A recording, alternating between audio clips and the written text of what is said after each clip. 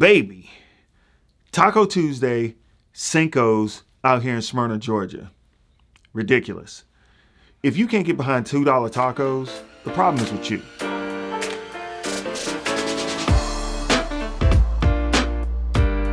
Boom, Dewey Groove.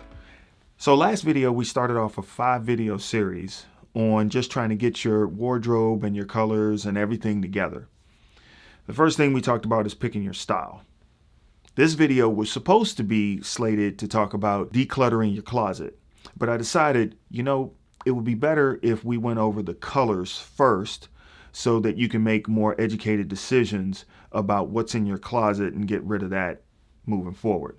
So this is going to be about colors. Basically, the colors that you use should accentuate what you do or how your skin tone is presented to the world. Let me see if I can make an example of that. If your skin tone has a lot of red in it, like mine does, then colors that are complementary or harmonious with red are going to fit the bill for you. So fall colors for me, the rusts, the tans, the beige, greens, things like that look really good on me. Now, it depends on whether or not you're going to use the darker, more muted colors, or if you're going to use the tints, getting into the pinks and the salmons and things like that. For me, it's going to be more in the muted colors, the oranges, the deep oranges, the rusts, the browns. Those things really look good on my skin. So those are the colors that I pick and that I go with. Now, how do you determine what colors look good with your skin? Well, I'll show you. First thing you need to do is take out a white piece of paper and get a good light kind of coming in on your skin or your hand or what have you. And put that white piece of paper right up against your skin and look and see what color reflects off of that white, off of your skin onto the paper. If it's green, blue, red, then now you know what your skin tone colors are. Moving forward from that, then you want to pick colors that are going to be harmonious with that. Now, we're going to talk about putting together a minimalist wardrobe. So we're going to put some colors together that are going to look good on just about everybody's skin. But the other colors that you're going to pick are going to be those vibrant colors that really bring out the colors of your skin. So now let's start off with a little bit of color theory and how that goes with your skin. Now, we've already identified how to find out what the colors of your skin are. Now, let's take a look at a color wheel and see how that can help us with what's going on. So right here, we have our color wheel. And this is just a color wheel that I picked up from Hobby Lobby. It costs, I think, maybe $12. So it's not a whole lot. You could even download one onto your phone to be able to use it the way that you want to. But downloading it to your phone, I've done that. It's great. Now, if you look at the top right here where it says blue, and that's the pure color, this is going to let you know, it's actually quite nice. It's going to let you know what the triad colors are. That's here. The split complementary colors that are here, and then the raw opposite complementary color is here of the color that you've picked. So for right here, blue, the complementary color is orange. The split complementary colors are orange, yellow, and red, orange, and the triad colors are red and yellow. So now how does that help us? There's two different types of ways to match color.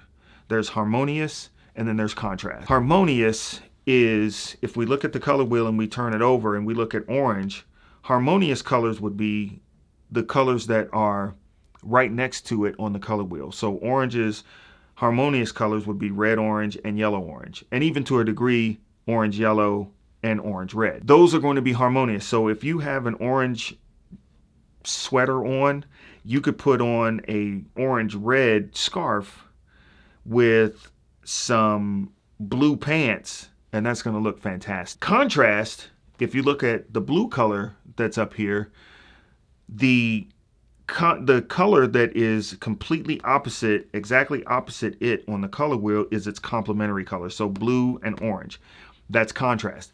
So you're going to get a lot of eye-catching, eye-popping combinations with the colors that are exactly opposite on the color wheel. We'll get into that a little bit later as far as putting a couple of outfits together. All right, so let's wrap this up and put a nice little bow on it, right? So let's put it into a practical use. So let's say you want to add a little bit more color to your wardrobe, and you start off with, you want to incorporate some blue and some plum, right? So right here we start off with a nice Perry Ellis pattern shirt with some yellow green, if you will, pants. And these colors are very complementary of one another and they work well together. If you wanted to elevate this a little bit, we would throw on I think this is Banana Republic sweater that really picks up the plum or burgundy, if you will, wine, if you will, in the shirt, but also is a complementary color with the pants. We want to finish this off with some tan boots because we want to keep that whole tan kind of earth tone color going down through your legs. And we add in a belt that goes with it. We throw on some accessories that will really pick up. And now you've put something together that's colorful. It's not too far out there, but it's also got a lot of the elements in there that we've talked about today, right? So adding color and things like that to your wardrobe, it's not hard. It's just, you don't want to get overwhelmed. A lot of people go out and they just buy pieces. Oh, that looks nice on the mannequin. That looks nice in the department store. That looked nice on this ad. And you really want to figure out the colors that work well with you and then buy pieces that fit that bill. Now that we've put a fit together, let's talk about choosing the colors that complement you and your style. So once you found out what color your skin is, and we've kind of gone over an example of how to build an outfit using the color wheel, let's talk a little bit about the colors that should be dominant in your closet. Designers, fashion designers and all that say that you shouldn't have any more than 5 or 6 dominant colors in your closet. I'll tell you what mine are. Mine are white, black, gray, tan, blue, and green. Now, you can range in any of the tints of these colors, but those are my 6 dominant colors. So when you start talking about the pieces that you purchase and what you're looking at in your closet as you declutter it, you want to pay special attention to, does this color fit the narrative that I'm trying to put out there as far as my clothing and what I'm trying to do? If it does, by all means, keep it, purchase it, whatever, however you've acquired it. Go ahead and keep it. Now, in later videos, when we start talking about the minimalist wardrobe, we're going to get into a lot of blues, a lot of tans, a lot of earth tones, a lot of things that are a lot of grays, a lot of things that are going to look good on a lot of guys. So you don't have to worry so much about that, at least as far as I'm concerned, in what I'm showing you when you're building your minimalist wardrobe.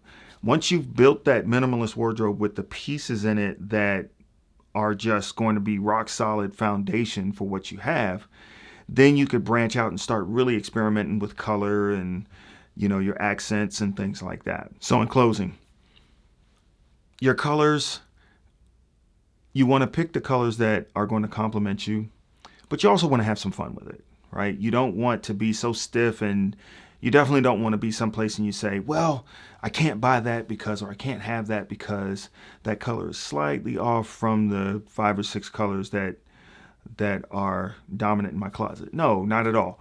By all means, go ahead and get that whatever color scarf that you want, or go ahead and get those pants. Just understand that you don't want to make a habit of buying a whole bunch of those other colors, because then your closet is going to kind of turn into a mess. You want to keep that theme going through your closet of colors and of fit and things like that. And we'll get into your fit and how things should fit in a little bit later videos. But as far as colors are concerned, you definitely want to stay within the color range that is going to most complement who you are and what you are.